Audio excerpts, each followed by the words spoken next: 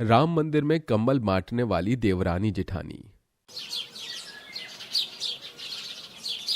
ये कैसी लड़कियों की फोटो दिखा रहे हो पंडित जी? देखो मेरे दोनों बेटे समझदार संस्कारी हैं और मुझे दोनों बहुएं संस्कारी ही चाहिए, जो घर गृहस्थी भी समझ सके और समाज सेवक भी हों।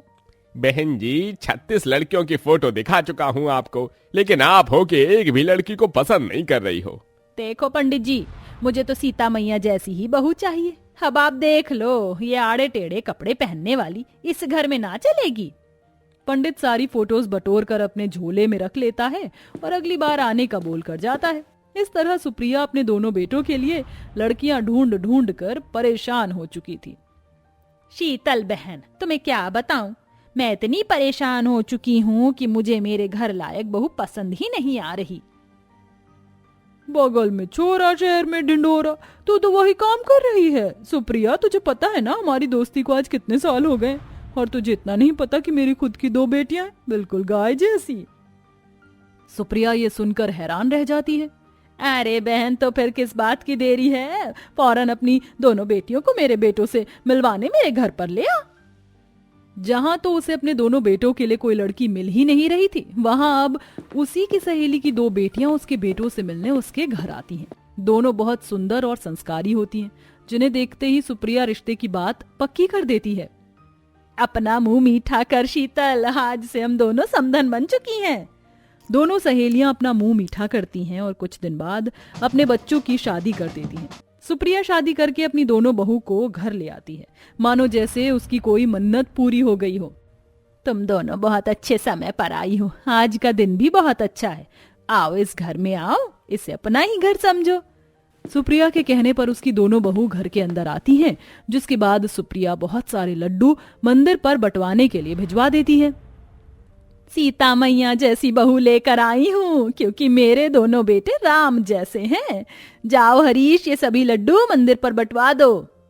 सुप्रिया अपने नौकर हरीश को मंदिर पर लड्डू बंटवाने के लिए भेज देती है। इसके बाद वह अपनी दोनों बहू की अच्छे से शादी के बाद वाली रस्में करवाती है। वहीं सुप्रिया जैसे ही टीवी ऑन करती है, टीवी में एक न्यूज आती है।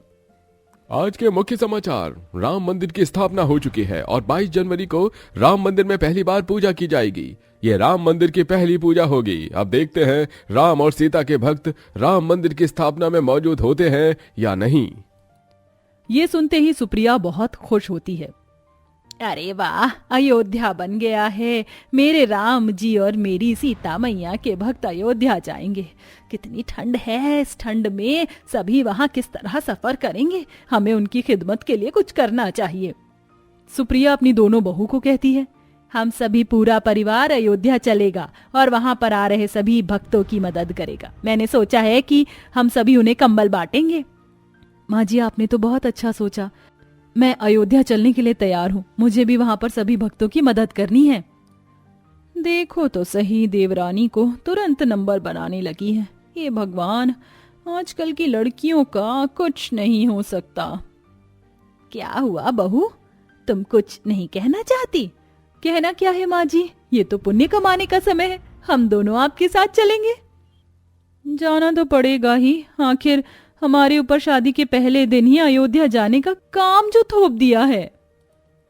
सुप्रिया बहुत खुश होती है और वह अपने दोनों बेटों से अयोध्या जाने की तैयारी के लिए एक गाड़ी बुक करवा देती है।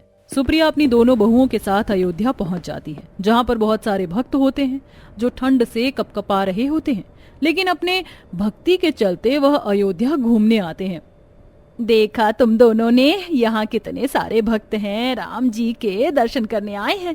लेकिन देखो इतनी ठंड में ये बेचारे किस तरह यहाँ खड़े हैं। इनकी खिदमत करने के लिए इससे अच्छा और कुछ नहीं हो सकता है कि हम इन्हें कंबल बांटें। लेकिन माँ जी देखो ना, इतने सारे लोग हैं, इन्हें तो बहुत सारे कंबल बांटने होंगे। इतने पैसे कहाँ से आएंगे?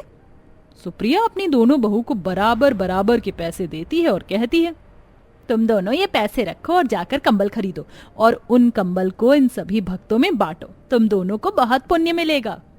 पैसे बहुत सारे होते हैं, जिन्हें देखकर श्वेता के मन में तो लालच ही आ जाता है। देखो तो सही, हमारी अमीर सास को इन फालतू के लोगों पर इतना खर्चा करवा रही हैं। क्या जरूरत है इतने महंगे कंबल खरीदने की? मैं तो सस्ते वाले खरीद कर ही इन्हें बांट दूंगी। श्वेता और अंजनी दोनों बहू कंबल वाले की दुकान पर जाती हैं, जहां एक तो अच्छे वाले कंबल खरीदती है तो दूसरी बड़ी बहू बहुत ही ज्यादा सस्ते और कम कंबल खरीदती है। मैं कितनी समझदार हूँ, मैं इतने सारे पैसों से भी पैसे बचा चुकी हूँ और कंबल भी खरीद लिए। अब बचे हुए पैसों से मैं बहुत सारा सामान लेकर जाऊंगी यहाँ से अपने परिवार के लिए, सब लोग बहुत खुश होंगे। भाई साहब, मुझे यहाँ आए हुए सभी भक्तों को कंबल बांटने हैं। इन पैसों में जितने भी कंबल आते हैं आप दे दीजिए, लेकिन कंबल गर्म होने चाहिए जिससे कि भक्तों को ठंड ना लगे। दुकान वाला अंजनी को गर्म कंबल दे देता है। अंजनी उन सभी कंबल को ले जाकर लोगों में बांटने लगती है। राम आएंगे तो अंगना सजाऊंगी, दीप जला के दिवाली मैं मनाऊंगी, मेरे जन्मों के सारे पाप मिट जाएंगे, राम आएंगे, मेरी झोपड़ी के भाग आज जाग जाएंगे, राम आएंगे। पूरी भक्ति के साथ अंजनी राम का गाना गाते हुए लोगों को कंबल बांटती है, लेकिन आखिरी में कंबल खत्म हो जाते हैं। तभी उसके पास एक बूढ़ी औरत आती है। बेटी, बहुत ठंड है, तुम सभी को कंबल बांट रही हो, एक कंबल मुझे भी दे दो, मैं बहुत गरीब हूँ, यहाँ अयोध्या राम जी के दर्शन करने आई हूँ। बूढ़ी औरत की हालत देखकर अंजनी के पास जो बचे खुचे पैसे होते हैं वह उन पैसों को भी खर्च करके अच्छी क्वालिटी वाले कंबल लाती है और उस बूढ़ी औरत को दे देती है। अम्मा जी, मैं यहीं पर हूँ, आपको मेरी किसी भी चीज की जरूरत हो तो बस आवाज लगाकर पुकार लेना, मैं आपकी मदद करने आ जाऊंगी। और आपको भूख लगी हो तो बता दीजिए, मैं आपको खाना भी लाकर दे देती हूँ। इस तरह अंजनी गरीब बेसहारा लोगों की मदद करती है और अपने बारे में जरा भी नहीं सोचती। तो वहीं उसकी जेठानी बचे हुए पैसों से अयोध्या के बाजार में शॉपिंग करने लगती है। वह बहुत सारा सामान खरीदती है, तो वहीं अंजनी के पास सारे पैसे खत्म हो चुके थे और वह कुछ भी नहीं खरीद पाती। दोनों वापस अपनी सास के पास आ जाती हैं। माँ जी, मैंने सभी बेसहारा गरीब लोगों में कंबल बांट दिए हैं, थोड़ी ही देर में आरती होने वाली है, चलिए हम आरती के लिए चलते हैं। ओहो, मैंने वरुण जी के लिए कड़ा तो लिया ही नहीं। माँ जी आप चलिए, मैं अभी थोड़ी देर में आती हूँ, आखिरकार हम अयोध्या आए हैं तो यहाँ की निशानी तो हमारे पास होनी ही चाहिए। श्वेता इस तरह वापस चली जाती है और वहीं अंजनी अपनी सास के साथ अच्छे से राम जी के दर्शन करके उनकी पूजा में शामिल होती है, जिसके बाद वह वापस अपने घर लौट आते हैं। आते ही श्वेता अपने पति और अपनी सास को अयोध्या से लाई हुई चीजें दिखाने लगती है। अरे वाह, ये तो बहुत प्यारा कड़ा है और ये तुम बहुत अच्छी अच्छी चीज लेकर आई हो। अरे वाह बहू, तुम तो कमाल की हो, तुमने लोगों की सेवा भी की, अयोध्या भी घूमा और हम लोगों के लिए इतना कुछ खरीदा भी, लेकिन इतना सामान लाने के लिए तुम्हारे पास पैसे कहाँ से आए? माँ जी आपने इतने सारे पैसे दिए थे, उन पैसों में से मैंने सस्ते वाले कंबल खरीदे। वैसे भी कौन सा वो लोग उन कंबल को अपने घर ले जाने वाले थे, जो बाकी के पैसे बच गए मैं उन्हीं से ये सारा सामान खरीद कर ले आई। ये सुनकर सुप्रिया हैरान रह जाती है, लेकिन तभी तरुण अपनी पत्नी अंजनी से कहता है, वैसे मैंने अंजनी को पैसे दिए थे, क्या हुआ अंजनी, तुम्हें वहां कुछ पसंद नहीं आया? तुमने उन पैसों का क्या किया?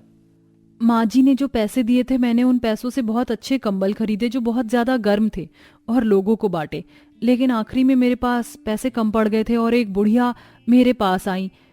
उसकी मदद करने के लिए मैंने उन पैसों को भी कंबल में ही लगा दिया और उससे एक नया कंबल खरीद लिया जिससे उसे ठंड ना लग सके। आखिरी में मेरे पास 1 रुपए भी नहीं बचा, इसलिए मैं कुछ नहीं खरीद पाई। ये सुनकर सुप्रिया बहुत खुश होती है और अपनी छोटी बहू को गले से लगाकर कहती है, तुम्हारा दिल कितना बड़ा है बहू, घर की छोटी बहू होने के बाद भी तुमने वो कर दिखाया जो घर की बड़ी बहू को करना चाहिए था। तुम्हारी श्रद्धा से राम जी तुम्हारे ऊपर हमेशा अपनी दृष्टि बनाए रखेंगे। लेकिन यहीं पर मैं श्वेता बहू से एक बात कहना चाहूंगी कि अगर कोई काम तुम्हें सौंपा जाए तो उसे मन और श्रद्धा के साथ करना चाहिए। हर काम में कटौती करने से फायदा नहीं, नुकसान होता है।